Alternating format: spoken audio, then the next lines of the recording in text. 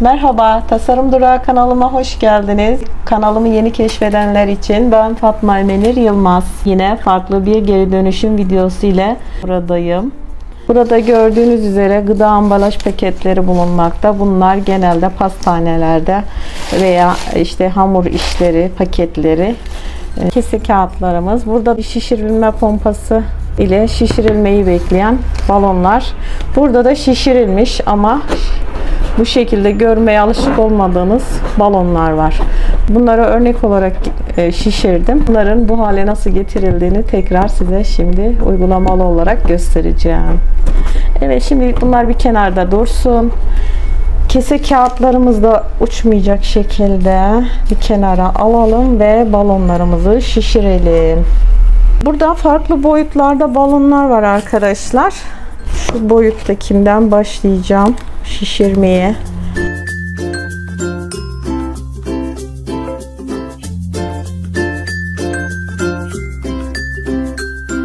Şimdi arkadaşlar yapmamız gereken şey biraz zor olacak ama birkaç denemede başarabileceğinizi düşünüyorum. Şu merkezi bu tarafa aktarmak. Yani düğümlü kısmı bu tarafa geçireceğim. Yani bu tarafı bu tarafa geçirmeyeceğim. Çünkü tutamayız. Şu düğümünden yararlandığımız için tutmamız kolay olacak. Bunu ne yapıyoruz? Şöyle içine bastırıyoruz. Parmağımız içinde şu merkezden de diğer parmağımızla bastırıyoruz. Burada yakalamaya çalışıyoruz. Evet, şöyle. Gördüğünüz üzere bazen şurada güzel yani şöyle çevirdiğin zaman bunlar kaldı. Bu biraz daha sert bir balonmuş. Demek ki ham maddesine göre değişebiliyor balonlar. Şurayı, çevreyi ortalamak gerekiyor. Yani merkez noktasını şöyle kıvırdığımız zaman arkadaşlar bu burada kalıyor. Ama bu kalmadı. Birkaç esnemesi gerekiyor sanırım. İnatçı bir balon çıktı karşımıza. Şöyle kaçabilir. Onun için o ihtimali, evet. Ay, seni bir kenara alayım, sen çok inatçı çıktın. Tekrar deniyorum arkadaşlar. Hayret bir şey. Morlar gayet güzel çıkmıştı. Bir de pembe deneyelim.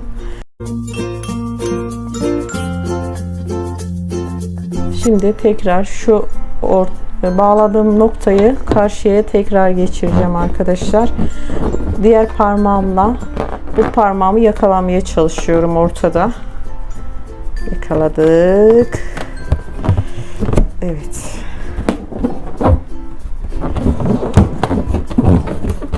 Kenarından çeviriyorum. Umarım kaçırmayız. Evet arkadaşlar, burayı bağlayacağız. Şimdi iple bağlıyorum arkadaşlar. Bu şekilde iyice çevirip, çünkü bu biraz inatçı çıktı. Balonlar tutsaklığı kabul etmiyorlar. Ay, gidiyorlar. Başardık. Artık balonumuzu görüyorsunuz. Tabii bunları ben daha önceden şişirdiğim için bayağı bir yumuşamışlar. Ama gri balonu da pes etmedim. Onu da yapacağım şimdi. Bakalım onun inadı ne kadar üste çıkacak. Hocam inatlıcı, balon inatçı. Bir balonda yenilmeyelim.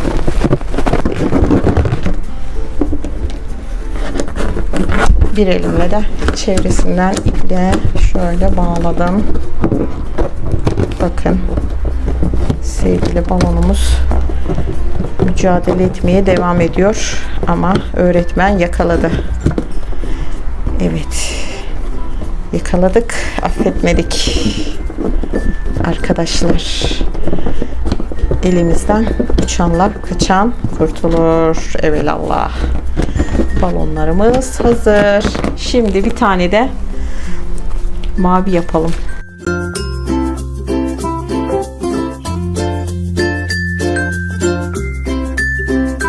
Evet arkadaşlar, tüm inatçı balonlarımızı karşı tarafa geçirip yamultarak hizaya dizdik.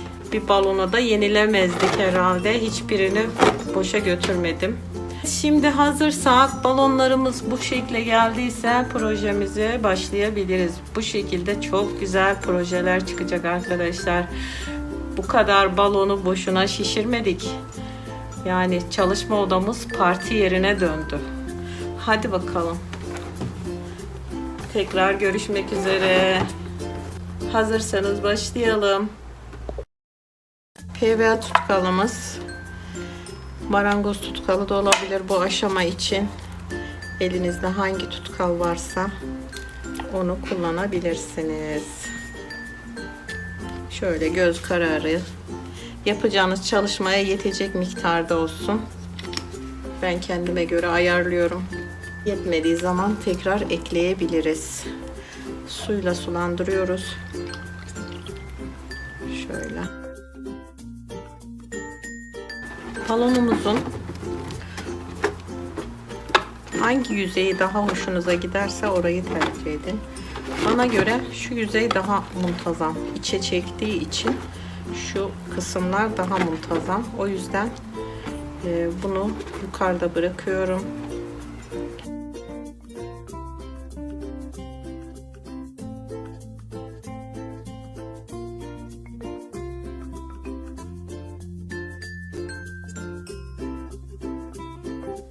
Tutkallı kalıpla kapladığımız bütün balonları bir gün süreyle bekletip kurutalım arkadaşlar. Bu bir modelleme şeklidir. Yani balonlarımızın bir sonraki çalışma için hazırlanması demektir. Fırçayla sürülebilecek kıvamda gri seramik harcımızla bir çimento harcı hazırlıyoruz. Bunun kıvamını siz göz kararı ayarlayabilirsiniz. İsterseniz 2 ölçü 1 ölçü su ekleyebilirsiniz. Bu şekilde bütün balonlarımızı tekrardan çimentolu harçla ikinci bir kalıp elde ediyoruz. Niçin bunu yapıyoruz? Birinci kalıbımızda belli bir süre sonra inmeler, çökmeler oluşmaya başlıyor. Çok fazla da bekletmemek gerekiyor bu esnada. Özellikle balonlarımızı iyi şişirip iyice bağlarsak bu sorunla daha az karşılaşabiliyoruz. İyi bağlanmayan balonlarda hava kaçırmaları olduğu için onlarda bazı yamulmalar oldu. Bunlar da istenmeyen sonuçlar tabii ki. Bunlara dikkat etmemiz gerekiyor. Bunun için balonlarımızı çok iyi bağlamamız gerekiyor öncelikle. Tüm balonlarımızı bu şekilde modelleme yaptık. Birincisi modellemeydi, ikincisi ise kalıp oluşturma. Ve bunları bundan sonra gelecek olan videolar için hazırlamış bulundum. Hepsini tek tek hazırlamak yerine bu şekilde toplu halde yaparsanız sizin için de kolaylık olur. Birçok proje yapabilirsiniz. Burada gördüğünüz balon gerçekten biraz fazlasıyla içerisi sönmüştü ama ben onu da başka bir şekilde kullanacağımı düşünerek iptal etmedim. Yani mutlaka onlardan da güzel şekiller çıkacaktır. Bu şekilde balonlarımızı hazırladıktan sonra hepsini tekrardan kurumaya bırakıyoruz ve bunları gelecek günlerde farklı projelerde kullanmak için hazırlamış bulunuyorum. Sizler de istediğiniz çalışmaları yapabilirsiniz. Gerçekten çok farklı ve çok güzel projeler çıkacak bunlardan.